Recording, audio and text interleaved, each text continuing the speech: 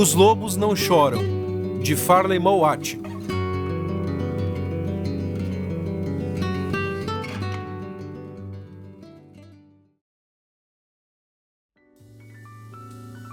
Capítulo 2. Suco de Lobo. O avião da Força Aérea Canadense era um bimotor com capacidade para 30 passageiros. Mas depois de embarcada toda desiderata, mal sobrou espaço para mim e para a tripulação. O piloto, um tenente amigável com um bigode de arame, observava a entrada da carga com uma honesta admiração estampada no rosto. A única informação que tinha a meu respeito é que eu era uma espécie de encarregado do governo que ia ao Ártico numa missão especial. Sua expressão foi ficando cada vez mais perplexa quando empurramos para bordo 3 fardos enormes contendo estrepitosas armadilhas para lobos, seguidos da seção intermediária de uma canoa dobrável, que mais parecia uma banheira sem as extremidades. É que, conforme ordens do Ministério, as seções da proa e da polpa da canoa tinham sido enviadas a um outro biólogo, que estava fazendo estudos sobre cascavéis no sul do deserto de Saskatchewan. Em seguida foi embarcado o armamento. Consistia de 2 fuzis, um revólver com coldre e cartucheira, 2 espingardas de caça e uma caixa de bombas de gás lacrimogêneo com as quais se pretendia que eu persuadisse os lobos relutantes a abandonar a toca para serem alvejados. Havia também 2 grandes geradores de fumaça ostentando o aviso perigo, a serem usados como sinal para aviões, caso me perdesse ou, nunca se sabe, fosse cercado pelos lobos. Uma caixa de mata-lobos, um dispositivo diabólico que dispara uma carga de cianureto de potássio diretamente na boca de qualquer animal que o investigue, completava o meu arsenal. Vinha depois o instrumental científico, incluindo 2 galões de 20 litros cada, fizeram as sobrancelhas do piloto desaparecerem sob o boné, pois nos galões estava escrito: álcool de cereal a 100% para a preservação do estômago dos espécimes. Tendas, fogões de campanha, sacos de dormir, um pacote com 7 machados.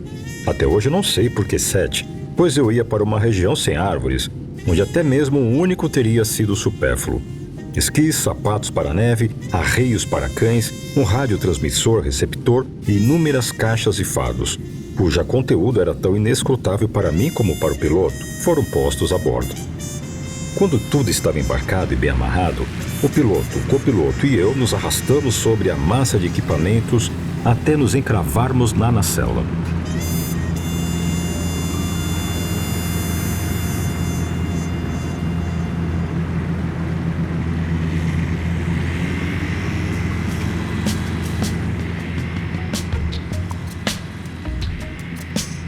O piloto, homem bem treinado nas exigências da segurança militar, dominou sua curiosidade contida quanto à natureza e finalidade da minha bizarra aparelhagem e contentou-se com um comentário pessimista de que duvidava que aquela velha gaiola levantasse voo com tanto traste a bordo.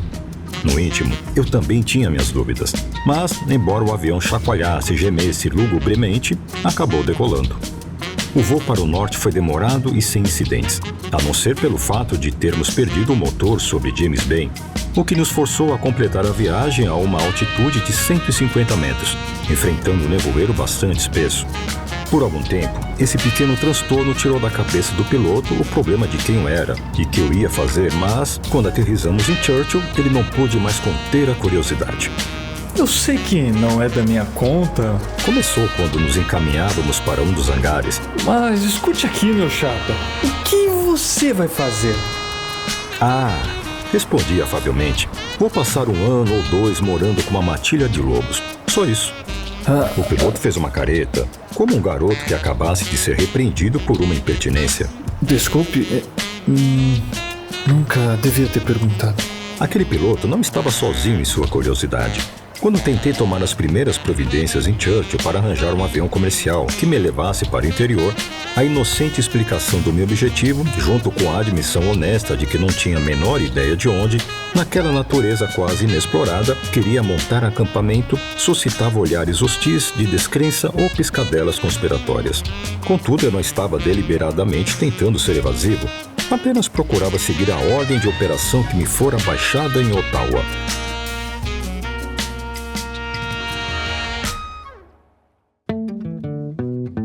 Parágrafo 3, seção C, subparágrafo 3º. Imediatamente após chegar a Churchill, o senhor prosseguirá em avião fretado na direção adequada, pela distância necessária, e lá estabelecerá uma base no ponto onde tenha sido constatada a existência de uma população satisfatória de lobos e onde as condições gerais sejam ótimas para executar sua tarefa. Embora o tom dessas instruções fosse firme, elas eram omissas quanto à direção específica, e suponho ser bastante natural que metade da população de Churchill tenha me tomado por membro de alguma refinada quadrilha de ladrões de ouro, procurando entrar em contato com seus comparsas, e que a outra metade tenha concluído ser eu um explorador de ouro ciente da existência de alguma mina secreta num ponto qualquer do vasto deserto das Barren Lands. Mais tarde, ambas as especulações foram descartadas em favor de uma outra muito mais intrigante. Quando posteriormente restabeleci contato com Churchill após muitos meses de ausência, descobri que a natureza da minha verdadeira missão se tornara pública e notória.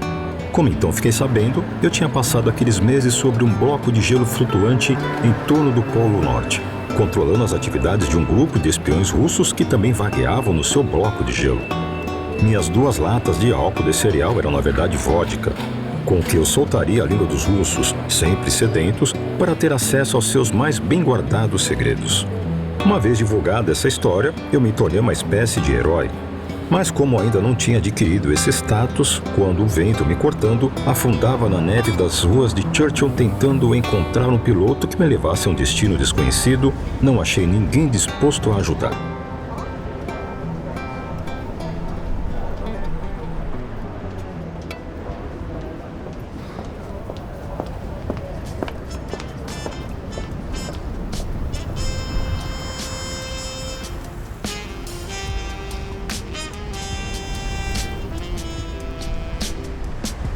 Depois de várias tentativas, localizei o piloto de um velho Fairchild, equipado com esqui que ganhava precariamente a vida transportando para suas cabanas remotas os indivíduos que caçavam nas Barrylands.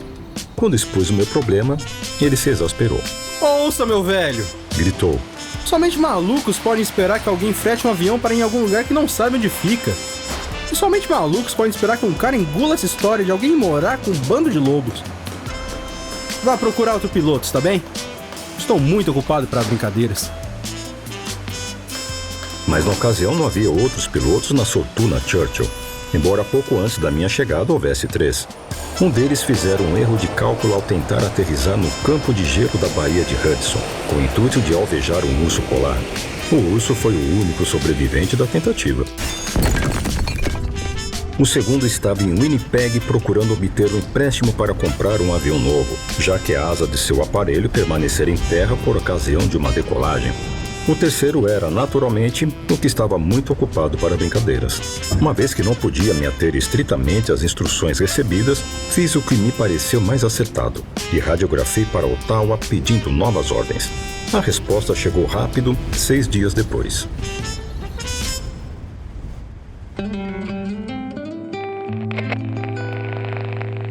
É impossível compreender dificuldades mencionadas. Ponto. Instruções são muito claras. Ponto.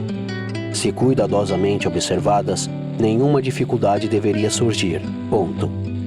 Quando mandar radiogramas comerciais para este ministério, limite-se apenas aos assuntos de máxima importância e em nenhuma circunstância, repito, em nenhuma circunstância, essas mensagens devem ter mais de 10 palavras. Ponto. Aguardamos relatórios progresso dentro 2 semanas. Quando esperamos já tenha havido contato estreito com Canis Lupus. Ponto. As mensagens rádio às expensas ministério devem restringir-se a 10 palavras e somente a assuntos importantes. Ponto. Que quer dizer contenho apenas metade de uma canoa. Ponto. O custo seu radiograma será descontado do seu salário. Chefe da Divisão de Controle Antipredatório. Evidentemente, não tinha outra opção senão esperar o problemático retorno do piloto que fora a Winnipeg. Enquanto isso, eu fiquei no hotel local, um barracão perto do deserto, por cujas fendas vi a neve rodopiar e se acumular nos dias de muito vento. Aliás, não havia outro tipo de dia em Churchill.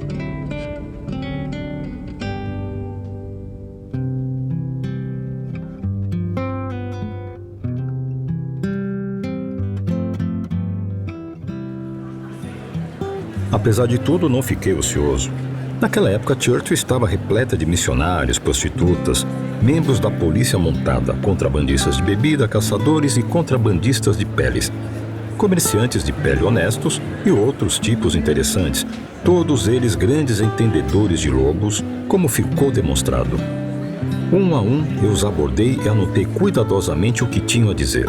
Dessas fontes recebi informações fascinantes, grande parte delas jamais registrada na literatura científica disponível até então.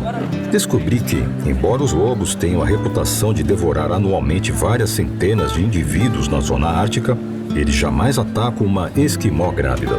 O missionário que me forneceu esse dado notável estava convencido de que a antipatia do lobo pela carne grávida estimulava um alto índice de natalidade entre os esquimós, o que resultava numa lamentável preocupação com a reprodução em determinada região. Disseram-me também que de 4 em 4 anos os lobos são acometidos de uma estranha doença que faz cair todo o seu pelo, e que enquanto estão pelados eles ficam tão humildes que se enrodilham quando alguém se aproxima. Os caçadores que entrevistei me informaram que os lobos estavam destruindo rapidamente os rebanhos de caribus, que um lobo mata milhares de caribus por ano, só por ser sequioso de seu sangue, enquanto nenhum caçador jamais mataria um só caribu, a não ser que corresse o risco de vida.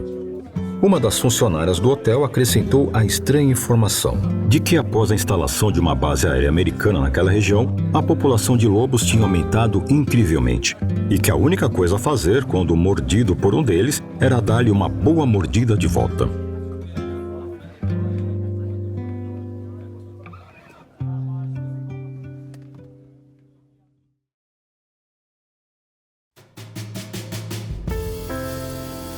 Logo no início de minha sondagem, um velho caçador de peles perguntou-me, sendo um entusiasta de lobos, não gostaria de experimentar um gole de suco de lobo.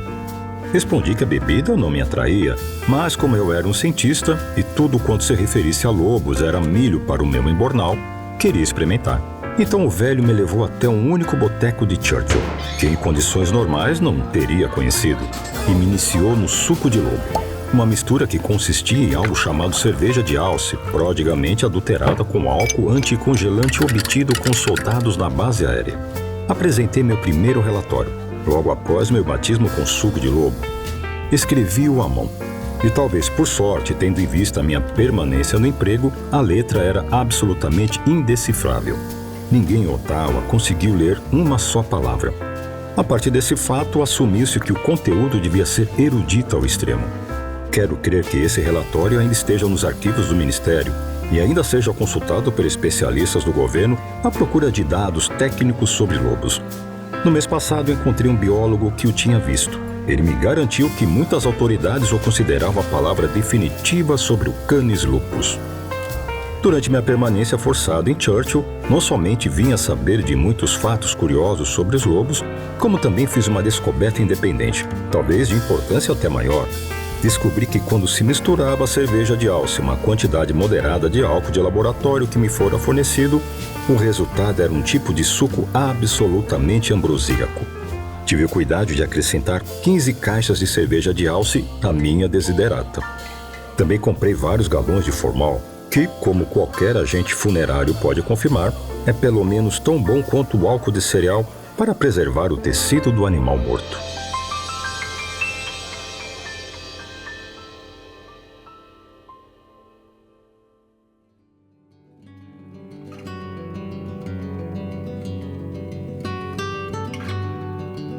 Os Lobos Não Choram, Capítulo 2, Suco de Lobo.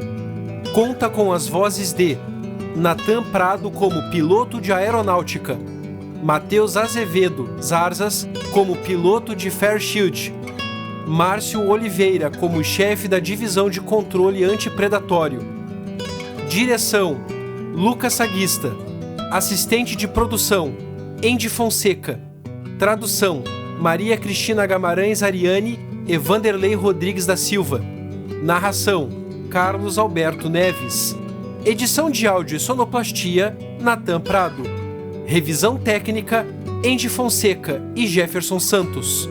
Encerramento: Lucas Saguista.